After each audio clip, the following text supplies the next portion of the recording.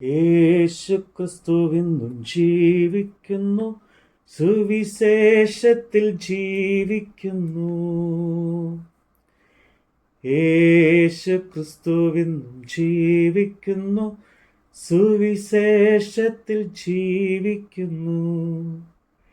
ഇരുൾ മൂടും വഴികളിൽ മാനവരാശിക്ക് ദീപം പകർന്നിടുവാ. ഹല്ലേലൂയ, ജയം ഹല്ലേലൂയ, യേശു കർത്താവ് ജീവിക്കുന്നു. ഹല്ലേലൂയ, ജയം ഹല്ലേലൂയ, യേശു കർത്താവ് ജീവിക്കുന്നു. അപ്പോസ്തല പ്രവൃത്തികൾ അധ്യായം 23. പൗലോസ് ന്യായാധിപ സംഘത്തെ ഉറ്റുനോക്കി, സഹോദരന്മാരെ, ഞാൻ ഇന്നേ ദിവസത്തോളം കേവലം നല്ല മനസാക്ഷിയോടും കൂടെ ദൈവത്തിൻ്റെ മുമ്പാകെ നടന്നിരിക്കുന്നു എന്ന് പറഞ്ഞു. അപ്പോൾ മഹാപുരോഹിതനായ അനന്യാസ് അരികെ നിൽക്കുന്നവരോട് അവൻ്റെ വായ്ക്ക് അടിപ്പാൻ കൽപ്പിച്ചു. പൗലോസ് അവനോട്, ദൈവം നിന്നെ അടിക്കും, വെള്ള തേച്ച ചുമരെ, നീ ന്യായപ്രമാണപ്രകാരം എന്നെ വിസ്തരിപ്പാൻ ഇരിക്കുകയും ന്യായപ്രമാണത്തിന് വിരോധമായി എന്നെ അടിപ്പാൻ കൽപ്പിക്കുകയും ചെയ്യുന്നുവോ എന്ന് പറഞ്ഞു. അതിന് അരികെ നിൽക്കുന്നവർ, നീ ദൈവത്തിൻ്റെ മഹാപുരോഹിതനെ ശകാരിക്കുന്നുവോ എന്ന് ചോദിച്ചു. അതിന് പൗലോസ്, സഹോദരന്മാരെ, മഹാപുരോഹിതൻ എന്ന് ഞാൻ അറിഞ്ഞില്ല. നിന്റെ ജനത്തിൻ്റെ അധിപതിയെ ദുഷിക്കരുത് എന്ന് എഴുതിയിരിക്കുന്നുവല്ലോ എന്ന് പറഞ്ഞു. എന്നാൽ ന്യായാധിപ സംഘത്തിൽ ഒരു പക്ഷം സാധുക്കരും ഒരു പക്ഷം പരീശന്മാരുമാകുന്നു എന്ന് പൗലോസ് അറിഞ്ഞു. സഹോദരന്മാരെ, ഞാൻ ഒരു പരീശനും പരീശന്മാരുടെ മകനും ആകുന്നു. മരിച്ചവരുടെ പ്രത്യാശയെയും പുനരുത്ഥാനത്തെയും കുറിച്ച് ഞാൻ വിസ്താരത്തിലായിരിക്കുന്നു എന്ന് വിളിച്ചു പറഞ്ഞു. അവൻ ഇത് പറഞ്ഞപ്പോൾ പരീശന്മാരും സാധുക്കരും തമ്മിൽ ഇടഞ്ഞു, സംഘം ചിത്രിച്ചു. പുനരുത്ഥാനമില്ല, ദൂതനും ആത്മാവുമില്ല എന്ന് സാധുക്കർ പറയുന്നു. പരീശന്മാരോ 2 ഉണ്ടെന്നും പ്രമാണിക്കുന്നു. അങ്ങനെ വലിയൊരു നിലവിളി ഉണ്ടായി.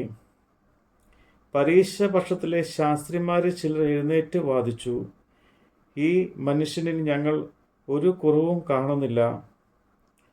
ഒരാത്മാവോ ഒരു ദൂതനോ അവനോട് സംസാരിച്ചു എന്ന് വന്നേക്കാം എന്ന് പറഞ്ഞു. അങ്ങനെ വലിയ ഇടച്ചൽ ആയതുകൊണ്ട് അവർ പൗലോസിനെ ചീന്തിക്കളയുമെന്ന് സഹസ്രാധിപൻ പേടിച്ചു. പടയാളികൾ ഇറങ്ങി വന്ന് അവനെ അവരുടെ നടുവിൽ നിന്ന് പിടിച്ചെടുത്ത് കോട്ടയിൽ കൊണ്ടുപോകുവാൻ കൽപ്പിച്ചു. രാത്രിയിൽ കർത്താവ് അവൻ്റെ അടുക്കൽ നിന്ന്, ധൈര്യമായിരിക്കുക, നീ എന്നെക്കുറിച്ച് യെരൂശലേമിൽ സാക്ഷീകരിച്ചതുപോലെ റോമയിലും സാക്ഷീകരിക്കേണ്ടതാകുന്നു എന്ന് അരുളി ചെയ്തു. നേരം വെളുത്തപ്പോൾ ചില യഹൂദന്മാർ തമ്മിൽ യോജിച്ച് പൗലോസിനെ കൊന്നുകളയുവോളം ഒന്നും തിന്നുകയോ കുടിക്കുകയോ ചെയ്യുകയില്ല എന്ന് ശപഥം ചെയ്തു. ഈ ശപഥം ചെയ്തവർ 40-ൽ അധികം പേർ ആയിരുന്നു. അവർ മഹാപുരോഹിതന്മാരുടെയും മൂപ്പന്മാരുടെയും അടുക്കൽ ചെന്ന്, ഞങ്ങൾ പൗലോസിനെ കൊന്നുകളയുവോളം ഒന്നും ആസ്വദിക്കുകയില്ല എന്നൊരു കഠിന ശപഥം ചെയ്തിരിക്കുന്നു.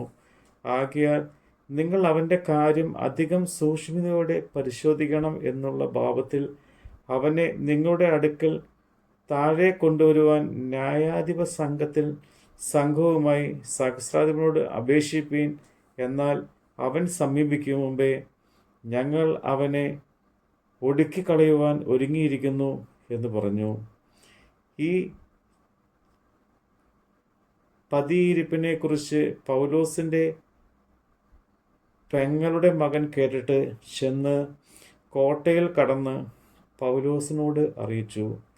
പൗലോസ് ശതാധിപന്മാരിൽ ഒരുത്തനെ വിളിച്ച്, ഈ യൗവനക്കാരന് സഹസ്രാധിപനോട് ഒരു കാര്യം അറിയിപ്പാനുള്ളതിനാൽ അവനെ അങ്ങോട്ട് കൊണ്ടുപോകണം എന്ന് പറഞ്ഞു. അവൻ അവനെ കൂട്ടി സഹസ്രാധിപന്റെ അടുക്കൽ കൊണ്ടുചെന്നു.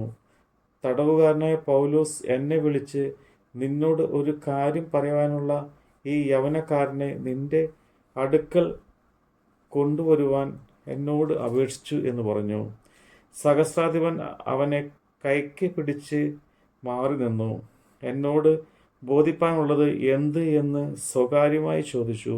അതിന് അവൻ, യഹൂദന്മാരിൽ പൗലോസിനെ കുറിച്ച് അധികം സൂക്ഷ്മയോടെ വിസ്താരം കഴിക്കണമെന്നുള്ള ഭാവത്തിൽ വന്ന് നാളെ അവനെ ന്യായാധിപ സംഘത്തിലേക്ക് കൊണ്ടുവരേണ്ടതിന് നിന്നോട് അപേക്ഷിപ്പാൻ ഒത്തുകൂടിയിരിക്കുന്നു.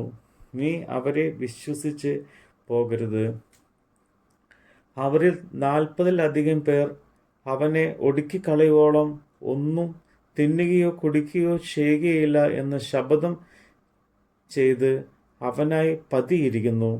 നിന്റെ വാഗ്ദത്തം കിട്ടിയാൽ ആശിച്ച് അവർ ഇപ്പോൾ ഒരുങ്ങി നിൽക്കുന്നു എന്ന് പറഞ്ഞു. നീ ഇത് എന്നോട് അറിയിച്ചു എന്ന് ആരോടും മിണ്ടരുത് എന്ന് സഹസ്രാധിപൻ കൽപ്പിച്ച് യൗവനക്കാരനെ പറഞ്ഞയച്ചു.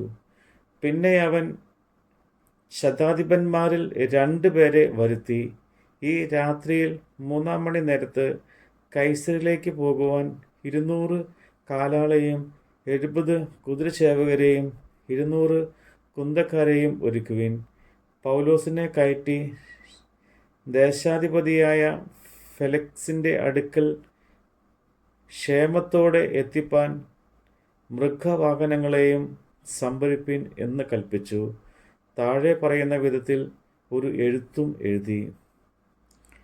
ക്ലവദിയോസ് ലൂനിയോസ് രാജശ്രീ ഫെലിക്സ് ദേശാധിപതിക്ക് വന്ദനം. ഈ പുരുഷനെ യഹൂദന്മാർ പിടിച്ചു കൊല്ലുവാൻ ഭാവിച്ചപ്പോൾ റോമാ പൗരൻ എന്ന് അറിഞ്ഞ് ഞാൻ പട്ടാളത്തോടു കൂടെ നേരിട്ട് ചെന്ന് അവനെ വിടുവിച്ചു. അവൻ്റെ മേൽ കുറ്റം ചുമത്തുന്ന സംഗതി ഗ്രഹിപ്പാൻ ഇച്ഛിച്ചിട്ട് അവരുടെ ന്യായാധിപ സംഘത്തിലേക്ക് അവനെ കൊണ്ടുചെന്നു.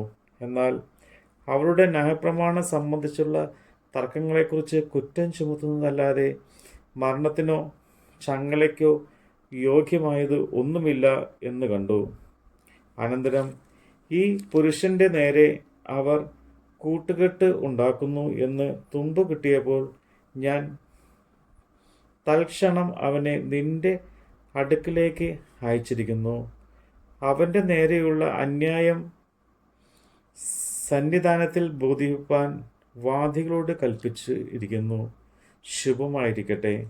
പടയാളികൾ കൽപ്പന പ്രകാരം പൗലോസിനെ കൂട്ടി രാത്രിയിൽ അന്തിപത്രിയോസോളം കൊണ്ടുചെന്നു.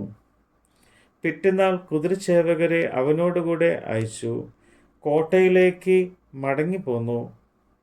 മറ്റവർ കൈസരിയിൽ എത്തി ദേശാധിപതിക്ക് എഴുത്ത് കൊടുത്തു. പൗലോസിനെയും അവൻ്റെ മുമ്പിൽ നിർത്തി. അവൻ എഴുത്ത് വായിച്ചിട്ട് ഏത് സംസ്ഥാനക്കാർ എന്ന് ചോദിച്ചു. കിലിക്കിയക്കാരൻ എന്ന് കേട്ടാറെ വാദിയോട് കൂടെ വന്ന് ചേരുമ്പോൾ തന്നെ വിസ്തരിക്കാമെന്ന് പറഞ്ഞ് ഹെരോദാവിൻ്റെ ആസ്ഥാനത്തിൽ അവനെ കാത്തുകൊള്ളുവാൻ കൽപ്പിച്ചു. നമ്മുടെ കർത്താവിൻ്റെ വചനമാണ് നമ്മൾ കേട്ടത്. യേശു ക്രിസ്തു ഇന്നും ജീവിക്കുന്നു, തിരുവോസ്തിയിൽ ജീവിക്കുന്നു. യേശു ക്രിസ്തു ഇന്നും ജീവിക്കുന്നു, തിരുവോസ്തിയിൽ ജീവിക്കുന്നു. സ്വയം ഭോജ്യമായി നൽകിതൻ സ്നേഹിതരോടൊത്തു നിത്യം വസിച്ചിടുവാൻ. ഹല്ലേലൂയ, ജയം ഹല്ലേലൂയ, യേശു കർത്താവ് ജീവിക്കുന്നു. ഹല്ലേലൂയ, ജയം ഹല്ലേലൂയ, യേശു കർത്താവ് ജീവിക്കുന്നു.